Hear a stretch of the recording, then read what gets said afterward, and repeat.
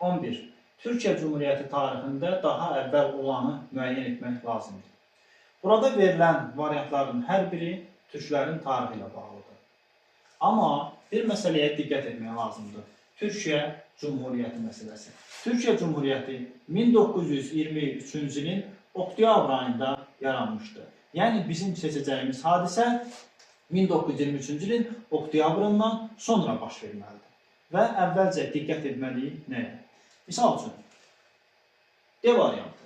Moskva və Qars müqavilələrinin imzalanması 1921-ci ildə baş verir. Yəni bu türklərə aid olsa da Türkiyə Cumhuriyyətinə aid deyil deyə doğru cavablar siyahısından çıxardırıq.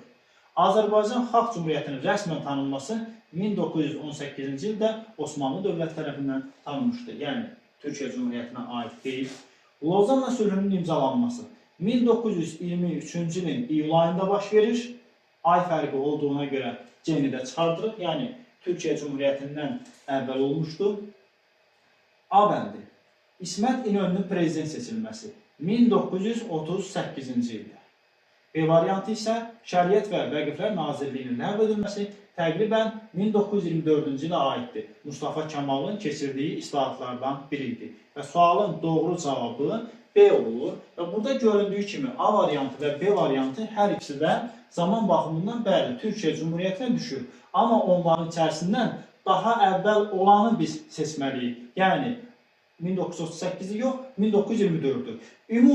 Ümumi sualın görüntüsündə daha əvvəl olan Y variantı olur. Amma o Türkiyə Cumhuriyyətinə aid olmur. Türkiyə Cumhuriyyətinə aid olub daha əvvəl olan hadisə B variantıdır. Sualın doğru cavabı B variantı. Növbəti sual xəritə sualıdır. Müvafiq olaraq 13-cü yüzilliyin əvvəllərində, 14-cü yüzilliyin əvvəllərində və həmçinin 16-cı yüzilliyin 20-ci illərində türk dövlətlərinin yarandığı əraziləri göstərək. 13-cü yüzilliyin əvvəllərində, yəni 1206-cı ildə Hindistanda Dehli Sultanlığı yaranmışdır. 14-cü yüzilliyin əvvəllərində Anadoluda 3-də Osmanlı dövləti yaranmışdır. Və yenidən 16-cı yüzilliyin 20-ci illərində yenə Hindistanda Moğol dövləti yaranmışdır. Bunların üçü də türk dövlətləridir. Və biz bunları müvafiq olaraq müəyyən etməliyik. Yəni, əvvəlcə 13-cü əsrdə, sonra 14-cü əsrdə, sonra isə 16-cı əsrdə yaranan dövlətlərin ərazilərini. Əvvəlcə Hindistanda Dehli Sultanlığı yaranır. Daha sonra 14-cü əsrin əvvəllərində Anadoluda 3 ilə işarələnmiş ərazidə Osmanlı dövləti yaranır.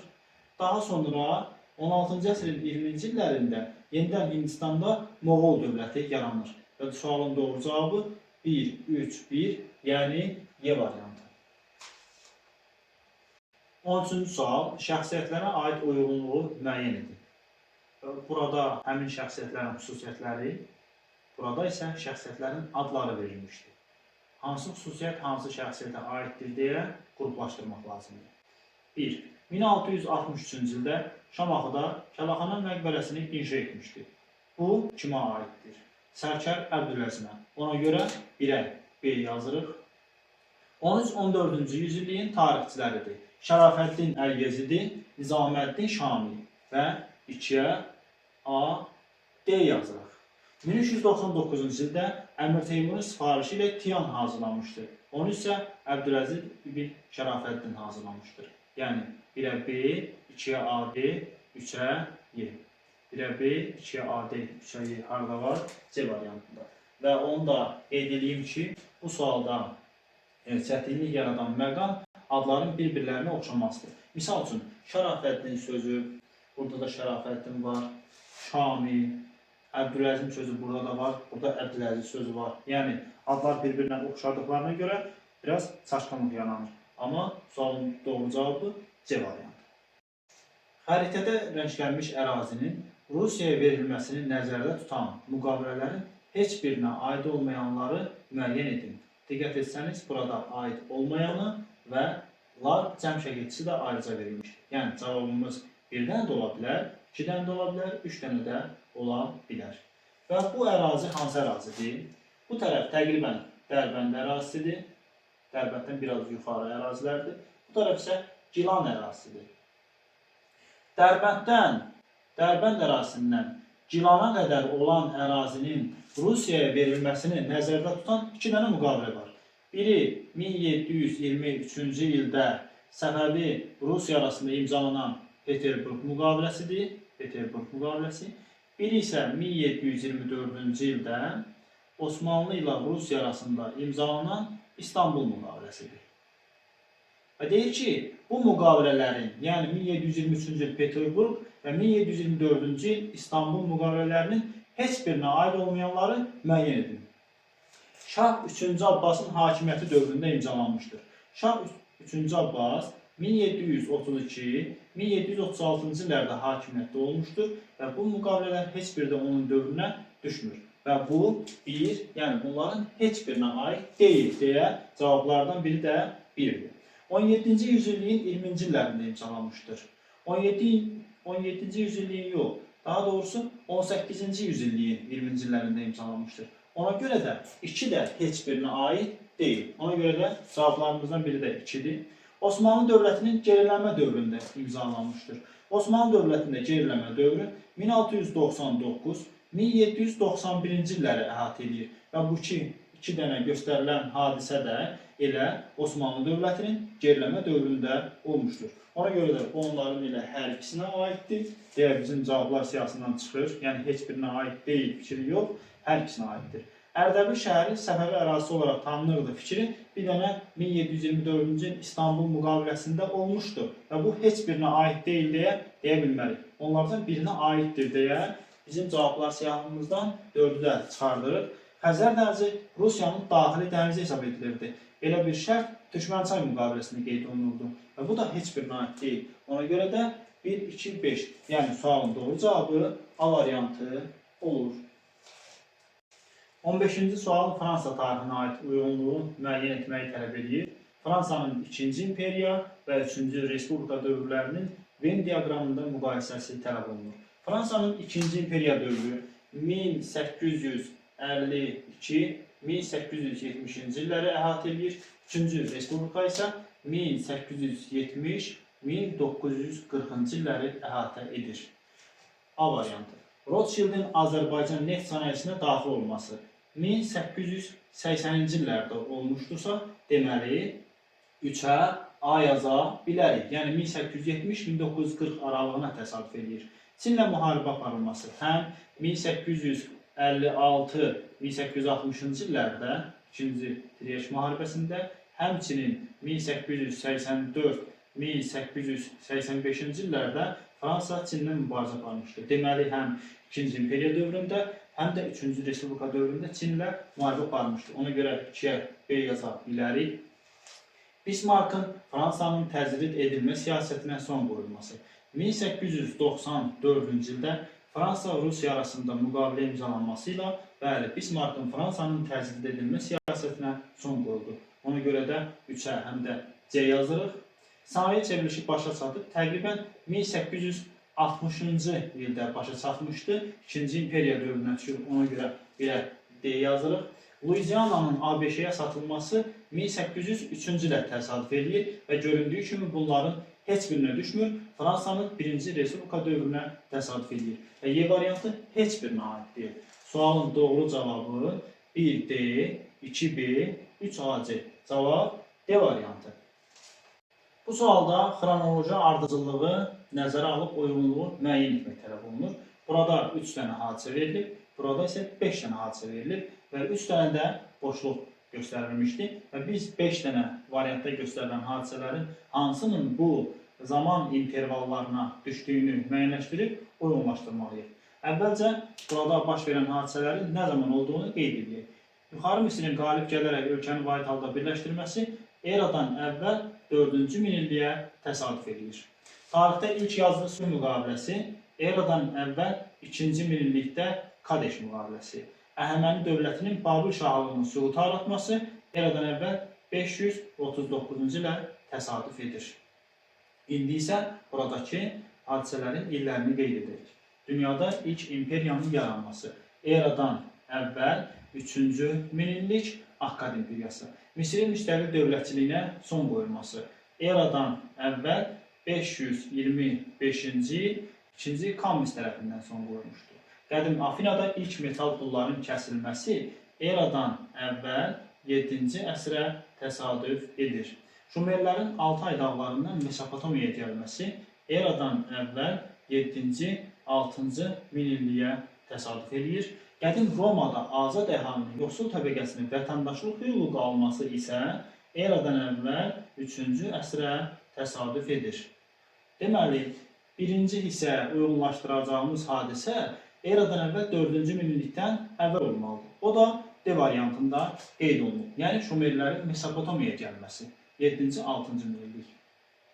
3-ə uyğunlaşdıracağımız hadisə isə eradan əvvəl 4-cü və eradan əvvəl 2-ci minillik aralığına düşməlidir və bu da dünyada ilk imperiyanın yaranmasıdır ki, Akkad imperiyası bəli eradan əvvəl 3-cü minilliyə düşür deyə 3-ə A yazırıq. Daha sonra 5-ə isə yazırıq eradan əvvəl 2-ci minillik və eradan əvvəl 6-cı əsr aralığında olan bir hadisəni, yəni qədim Afinada ilk metal pulların kəsilməsi fikrini də 5-ə yazırıq. 1-ə D, 3-ə A, 5-ə C variantı. Doğru cavab A bəndi. Və digərləri isə bu intervala düşmədiyindən uyğunlaşdırılmır. Sualın cavabı A variantı. Cədvələ əsasən uyğunsuzluğu müəyyən edin. Burada doğru, burada isə yanlış fikirlər göstərilmişdir. Amma bir məqam var ki, burada uyğunsuzluq qeyd olunub.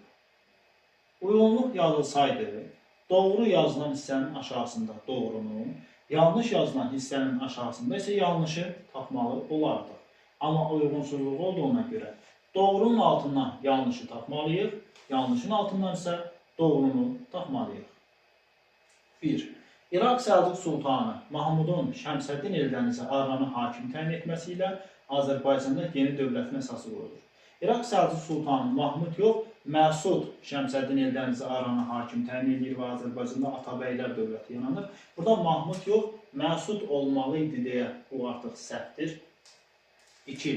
Qazan xanın islahatına əsasən 20 fərsəxdən bir rabitə dayanacağı yan yaradılırdı. 20 fərsəxdən bir yox, 3 fərsəxdən 1 və yaxud 20-21 kilometrdən 1. Təqribən bu da düşür, 1 fərsəx 6-7 kilometrə bərabər olur. Buna görə 2-də səhv verilmişdir. 3. İspaniya səyyahı Ambrosio Contarini Şamaxını Təbrizdən üstün tutmuşdur. İspaniya yox, İtaliya səyyahı. 3. Səhvdir. 4. Qızıl Ordu xanı Əhməd xan öz nümayəndələrini Bayandurlu sarayına göndərərək şimal sərhədlərinin pozulmaması haqqında Həsən Padşahdan təminat almışdır. O dövrün xəritəsinə fikir versək, bu təqribən Azərbaycan əraziləri hesab olunsa, Ağqoyunlu dövləti bu ərazidə, burada Şirvanşahlar dövləti var idi, Qızıl Ordu dövləti isə bu ərazidə yerləşirdi. Qızıl Ordu dövlətinin cənub sərhədləri Ağqoyunlulara yaxın ola bilər. Yəni Qızıl Ordu Əhməd xan Ağqoyunlu dövlətindən Qızıl Ordu dövlətinin cənub sərhədlərinin pozulmaması ilə bağlı təminat ala bilər. Şimal sərhədlərinin deyil. Ona görə də burada cənub olmalı idi deyə bu da səhvdir artıq, şimal yazılıb. Və fikirlərin hamısı göründüyü kimi səhv verilmişdir. Və biz uyğunsuzluğu tapmalıyıq. Yəni doğrunun altında yanlışı tapmalıyıq. Onda 1 və 2 sualın doğru cavabı olur. Cavab C variantı. Əmir Teymurun yürüş etmədiyi ərazilər. 1. Kiçik Asiya. 1402-ci ildə Ankara döyüşündə artıq o Kiçik Asiyaya yürüş etmiş hesab olunurdu. Hindistan 1398-ci ildə Delhi Sultanlığına hücum etdi. Suriyaya yürüş etməmişdi. Yunanistana yürüş etməyib. Krıma yürüş etməyib və Qafqaza. Elə Azərbaycana birinci yürüşü, həmçinin 1395-ci ildə baş verən Terek döyüşü Qafqazda baş vermişdir. Deməli, burada yürüş etmişdir. Sualın doğru cavabı 3, 4 və 5, yəni B variantı. Verilmiş xüsusiyyətlərin hər ikisinin aid olduğu hökmdarları müəyyən edin. Yeni dövlət yaratmışdır, yeni sülalənin əsasını qoymuşdur. Bəzi hökmdarlar var ki, onlar dövlət yaradıblar, amma sülalənin əsasını qoymayıblar. Bəziləri var ki, əksinə sülalənin əsasını qoyublar, amma dövlət yaratmayıblar. Bizim bu sualda tapacağımız cavab necə olmalıdır? Həmin şəxsiyyət dövlət də yaratmalıdır, həm də sülalənin əsasını qoymalıdır. Qutluq Bilgə Qədirxan özünü Qaraxan adlandırmışdı və 840-cı ildə Qaraxanlı dövlətini, həmçinin Qaraxanlı sülaləsinin əsasını qoymuşdur. Demək, 1 doğru fikirdir. 2. Hülakü xan 1258-ci ildə həm Elxanilər dövlətini, həm də Hülakülər sülaləsini yaratmışdır. 2 də doğrudur. Şah İsmayıl 1501-ci ildə Səfəvi dövlətini yaradıb, amma Səfəvi sülaləsinin əsasını Şah İsmayıl qoymamışdır deyə 3-ü götürmürük. Şeyx Üveys Cəlali dövlətinin hökmdarlarından biridir. Amma nə dövləti, nə də sülaləni Şeyx Üveys yaratmamışdır. Atropat, bəli, eradan əvvəl 321-ci ildə Atropatena dövlətinin, həmçinin Atropatilər sülaləsinin əsasını qoymuşdur.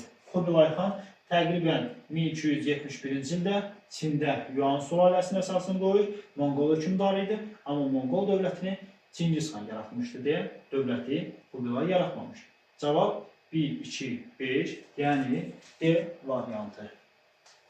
Amerika Birləşmiş Ştatlarına aid hadisələri seçib xronoloji ardıcıllıqla düzün. 1. Böyük Britaniyaya qarşı Fransa Krallığı ilə ittifaq və ticarət müqaviləsi imzalanması. 1775-1783-cü illərdə 1-ci İstiqlaliyyət müharibəsi zamanı Saratova döyüşündən sonra Benjamin Franklin Fransaya gedir və o Fransa ilə ticarət müqaviləsi, həmçinin ittifaq müqaviləsi bağlayaraq ABŞ-a qarşı müttəfiq qazanır. Bu da olur təqribən 1777-ci il deyə bilərik. Filadelfiya Konqresində George Washingtonun azadlıq ordusunun komandanı elan edilməsi 1775-ci ilə aiddir. Boston çay qonaqlığı 1773-cü il. Homostetlər haqqında qanun 1862-ci il. Konstitusiyaya hüquqlar haqqında bil adlanan düzəliş edilməsi 1791. Möhür qanunu 1765-ci il. Göründüyü kimi hadisələrin hamısı Amerika ilə bağlıdır. Amma Amerika Birləşmiş Ştatları deyəndə biz 1776-cı ildən sonraki dövrü nəzərdə tutmalıyıq. Çünki Amerika Birləşmiş Ştatları 1776-cı ildə yaranmışdır və burada 1776-cı ildən əvvəl olan 3 dənə hadisəni görürük.